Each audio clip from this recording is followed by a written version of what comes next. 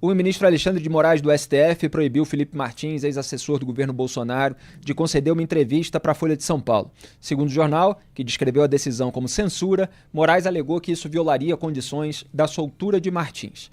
Uma delas é a proibição de comunicação do ex-assessor com os demais investigados na suposta trama golpista, como Bolsonaro, os ex-ministros Walter Braga Neto e Augusto Heleno e o ex-comandante da Marinha Almir Garnier.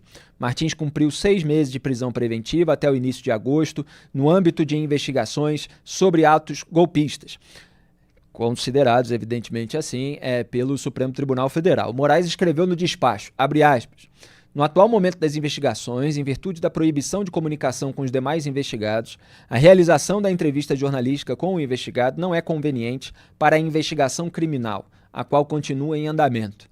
Fecho aspas. Olha, Graeb, nós, enfim, criticamos, fomos alvo de toda essa militância virtual bolsonarista incrustada no Palácio do Planalto ao longo do governo Bolsonaro. Mesmo assim, repudiamos censura, de fato.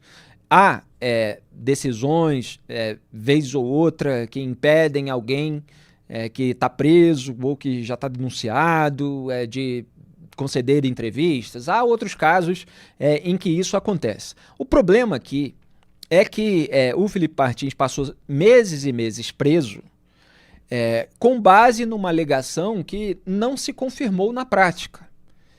Porque havia ali a acusação de que ele teria se evadido do país num momento em que ele não poderia fazer isso, etc., e informações de voo que depois foram contestadas pela defesa com documentos oficiais, inclusive dos Estados Unidos, para dizer que ele não estava no voo que o Moraes estava dizendo que ele poderia ter estado, para dizer o mínimo.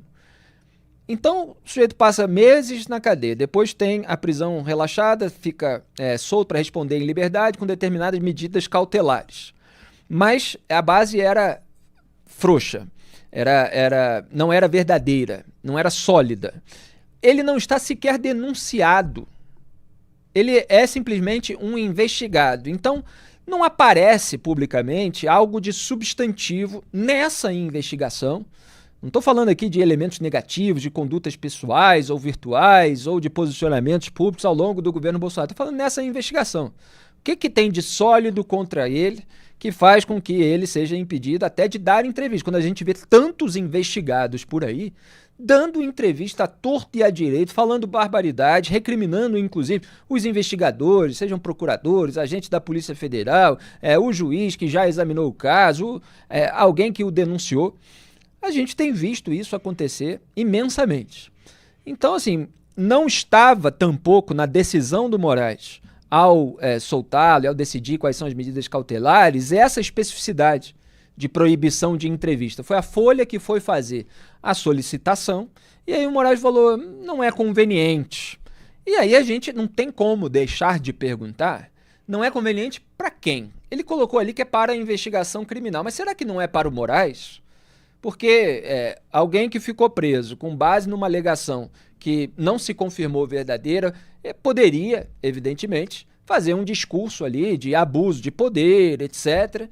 Pode pegar mal para o Moraes antes que se reúna a prova contra ele. Então fica parecendo que não, tem que calar, tem que esperar, tem que... Ou prende ou cala, enquanto a gente tenta trazer aqui, isso no raciocínio do Moraes, algo de sólido contra essa pessoa. Então, assim, o conjunto da obra, não é que ele não pudesse identificar isso, eventualmente, com uma argumentação sólida que não apareceu. É que o conjunto da obra acaba tornando a decisão ainda mais incômoda, ainda mais próxima da alegação da Folha de São Paulo, de que é censura. Felipe, é mais um efeito da eternização, né, dos inquéritos do Alexandre de Moraes. O Felipe Martins passou 6 meses preso. Como você disse, foram 6 meses, né? Preso por uma alegação que não se mostrou sólida, né? E agora, você vê uma restrição ao direito dele de se expressar, de falar, de dar uma entrevista, né? Sendo tomada com base numa determinação do Alexandre de Moraes que era muito mais específica. Exato. Ele não pode se comunicar com os outros investigados. Então você pega uma coisa que é pontual e de repente você, bum, explode esse negócio para impedi-lo de falar de maneira genérica.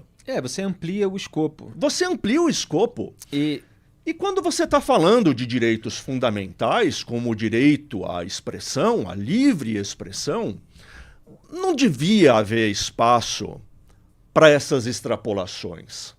Pelo contrário, se você vai impor uma restrição a um direito fundamental, você tem que ser o mais cuidadoso e o mais restrito possível. É direito fundamental da pessoa humana. Exato. Você não age para explorar, para ampliar a restrição. Você age para torná-la o mais pequena possível. Agora, não é assim que o Alexandre de Moraes pensa. Não é assim. Ele vive ampliando as restrições. Isso não está certo. E de um modo troglodita, no sentido de que dá uma decisão gravosa, para não dizer aqui arbitrária, autoritária, mas a gente diz, porque várias são. E ele não justifica de uma maneira convincente aquilo que ele está fazendo. Ele não dá uma argumentação substantiva. Se vocês pegarem o artigo que eu fiz, até citei outro dia, na época em que ele deu uma decisão contra o Telegram, com todos os problemas que o Telegram tem, mas a decisão não tinha fundamento.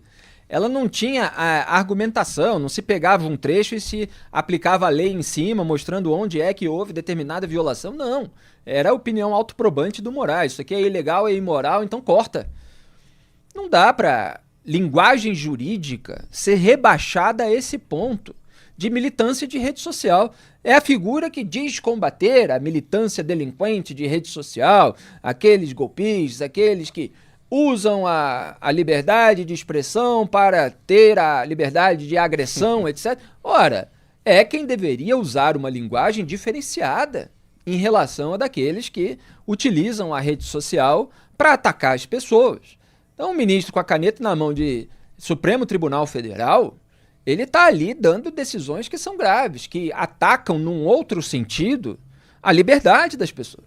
Exato. Então é preciso, sim, justificar.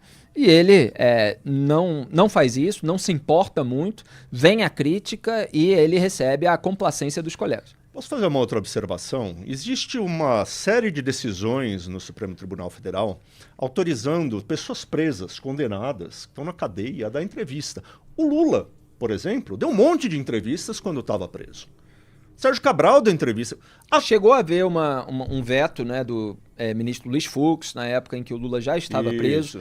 Agora, tem uma diferença aí. Daí, adivinha quem, né? O Ricardo Lewandowski que derrubou o veto. Pois é. Mas havia uma argumentação e o caso já era muito mais avançado. Só para cada um faz o juízo a respeito de cada caso, mas só para mostrar as diferenças. O Lula não só já estava indiciado, denunciado, ação penal aberta, e ele estava condenado em primeira instância, em segunda instância, e não me lembro agora se já tinha saído a decisão de terceira instância do STJ, mas ele estava preso porque era autorizada a prisão após condenação em segunda instância. O Felipe Martins não está sequer denunciado. Exato. Quer dizer, você tem uma disparidade muito grande. O que eu estou querendo dizer, assim, Fernandinho Beiramar já foi autorizado a dar entrevista. Porque o STF concluiu... O NEM da Rocinha, eu me lembro também. Exato. Concluiu que a condenação criminal não pode alcançar o direito da pessoa falar. Tem que passar lá por uns procedimentos, pedir licença, a pessoa precisa concordar na entrevista. Agora... as pessoas sujeitas aos inquéritos infindáveis do Alexandre de Moraes estão sofrendo restrições maiores do que gente que está na cadeia com condenação. Sem saber, sem ter uma perspectiva de quando essas restrições vão acabar. Porque o Alexandre de Moraes diz isso, não é conveniente para a investigação, que vai acabar um dia desses, sei lá eu quando. Então, é anômalo isso. Não estamos passando por um momento normal. E não pacifica as questões, pelo contrário. Como eu comentei meses atrás, o Moraes está ajudando a formar mártires do bolsonarismo. Mártires desse grupo, desse reacionarismo aloprado ou dessa articulação aí de bastidor, das coisas feitas nas sombras, com vistas à manutenção do poder, o que seja. Mas ele está ajudando essas pessoas a ganharem um ar de vítima, de perseguidos, etc., porque ele carrega nas tintas. Então, enfim, o tiro, no sentido metafórico, acaba saindo pela culatra. Outra questão ele está proibido de dar entrevista porque não pode conversar com os investigados. Aí você fala, qual é o sentido disso? Bom, o único sentido disso se quer proibir a entrevista, é porque ele poderia mandar recados codificados, enigmáticos, cifrados, mensagens subliminares nas suas respostas para o jornal, e isso poderia ser pego no ar ali por outros aliados com os quais ele está proibido de falar.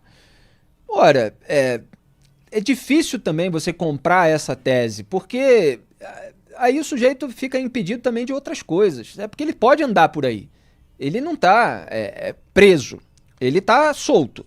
Ele já teve o relaxamento da prisão. Então pode ir aos restaurantes, pode ir ao cinema, pode ir ao teatro, pode ir a diversos lugares, pode encontrar com amigos em comum em relação aos investigados, quer dizer, eventualmente emissários podem falar com ele. É claro que ele não pode, enfim, fazer algo de escancarado para comunicação. Então, assim, tem outras maneiras que ele poderia usar para transmitir mensagens cifradas que não só a entrevista de jornal. Ele pode mandar uma cartinha, Felipe, querido Jair, né? Até por enquanto, correspondência ainda é inviolável no Brasil. Agora, não pode dar uma entrevista que vai estar sujeita à observação, inclusive, do próprio juiz, que poderia dizer, olha, você, nessa entrevista, você mandou recados evidentes e rompeu aqui os... Mas você não faz a censura prévia. Exato. Quer dizer, a partir do momento que ele falou, se identificou que houve um recado direto para alguém com quem ele não possa falar, bom, aí é preciso argumentar e eventualmente impedir, mas Moraes vai atropelando aí todos os ritos.